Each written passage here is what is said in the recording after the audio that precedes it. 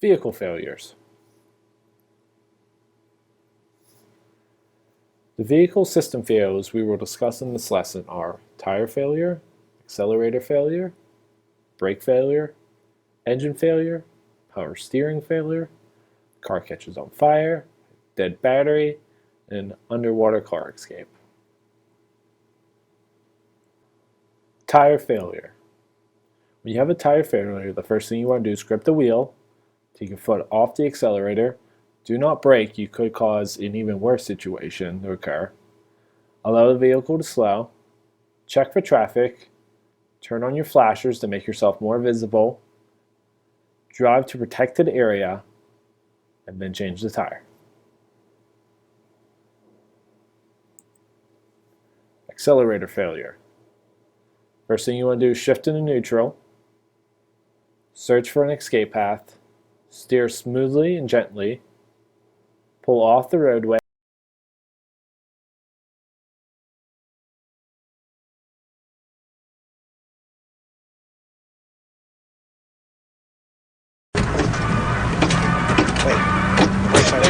Brakes aren't working. No, I'm saying, no, the brakes! Guys, why aren't the brakes working? Because I cut the brakes! Wild card, bitches! Yeah! What?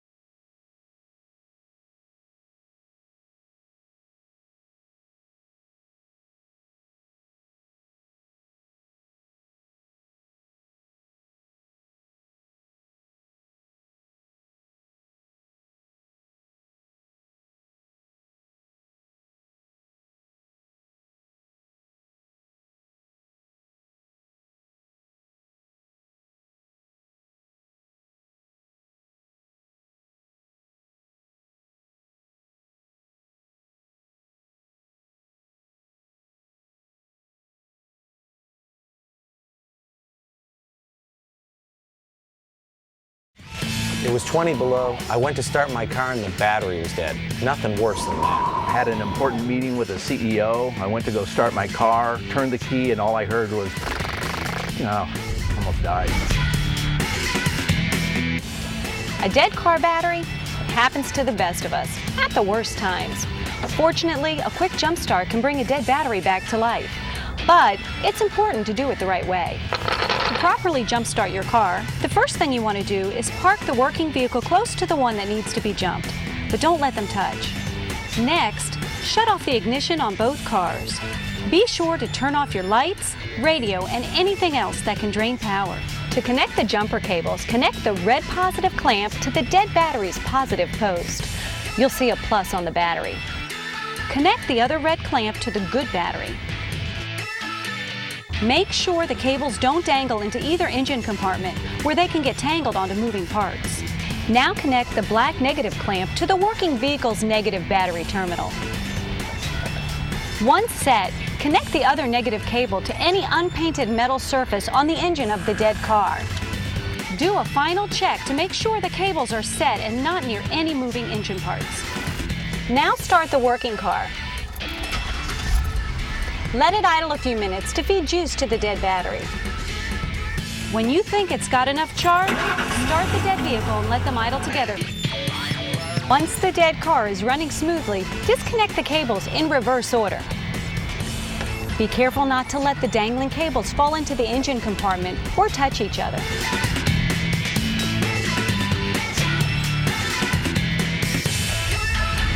Finally, make sure you drive the revived vehicle somewhere safe before shutting it off. And remember, always carry jumper cables. It will save you and your battery the next time you get stranded.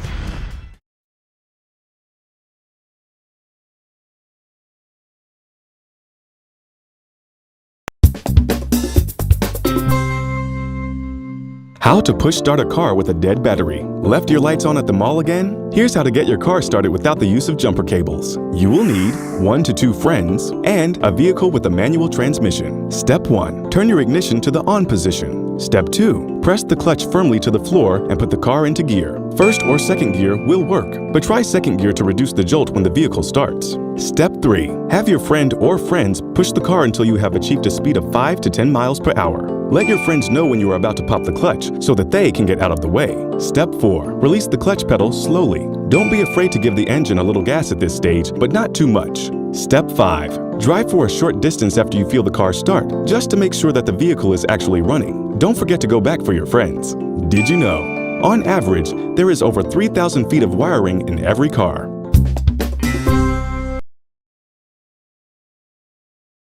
Tonight, Get Out Alive. Action News shows you what to do to get out of a sinking car.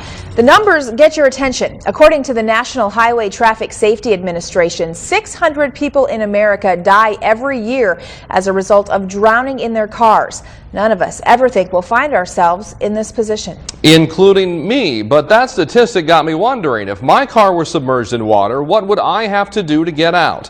I decided to find out for myself by placing myself inside a sinking car on Lake Okoboji. Are you on any medications at all? We partnered with the Iowa Department of Natural Resources and Arnold's Park Okoboji Fire Rescue for this story. One of the conditions, paramedics on standby. Before I tried this, they wanted to check my blood pressure, worried the stress could trigger an issue with my heart. They gave me the green light to go.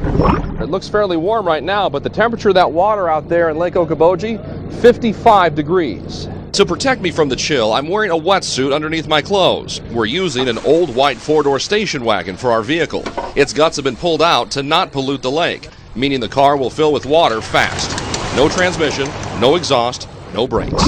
Arnold's Park Okoboji Fire Rescue has 3 divers working on this, 2 outside the car, 1 inside the car with me. His name is Jim Henches. He's experienced and knows the 3 steps it takes to get out of a sinking car alive. First thing, don't panic. Okay, then seatbelt, and then it's kind of a patience deal. You want to try and go, and you can try and open the door if you want, but you won't be able to. Jim says because of the pressure the water will place on the car, I will not be able to open the door until the lake has climbed halfway up the driver's side window. Halfway up the window. Halfway up the window. I'll be right there. I know. My deal with Jim and everyone else working on this was I would not practice anything. I would go into Lake Okoboji just as surprised and scared as anyone facing this situation would be. Before I did, Gary Owens with the Iowa DNR gave me a warning. The initial shock of going into the lake could throw my muscles and my breathing out of whack. What'll happen, it'll feel like you're gasping, your breathing will be uncontrolled, your heart may go through some different patterns, but it's short-lived. With that, I climbed into the car, located my emergency air tank, and gave them the green light to push me into the lake. And here goes the car into the water. My seatbelt is off. I have to wait for the water to get a little bit above the window. Once that happens, I can open the door and get out. That pressure has to equalize first. Can I go now, Jim? I'm pushing and I can't get out. I'm waiting for the pressure to equalize, and I can't get out yet. The door won't open, I cannot get out. At this point, I'm getting ready to grab the emergency air tank when the door gives way and I get out. Turns out there is 14 pounds of water pressure per square inch on that car door. Immediately, the paramedics want to see me. My blood pressure is up, but not in the danger zone, and my body temperature has fallen 5 degrees. They give me the green light to go again, this time to show you how to escape with this, a center punch, a spring-loaded device which can shatter glass. I go in again, stay calm, undo my seatbelt, and press the center punch against the glass. It shatters, and I climb out as water pours into the car. This thing just saved my life and got me out of that car that filled up with water lickety-split. The key is you take that edge, put it against the window, press as hard as you can. You hear the click, then you hear the glass smash, and then you try to get out.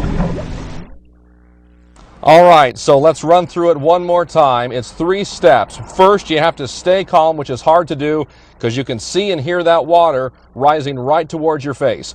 After you're calm, you reach across, you get your seatbelt loose, then you get out of the car. If you're tough, that's hard to do, but you just have to stretch your body around like this and get out, take a moment, and then get to safety. Leslie, let's send it back to you. Life-saving stuff, Brian. Thanks so much.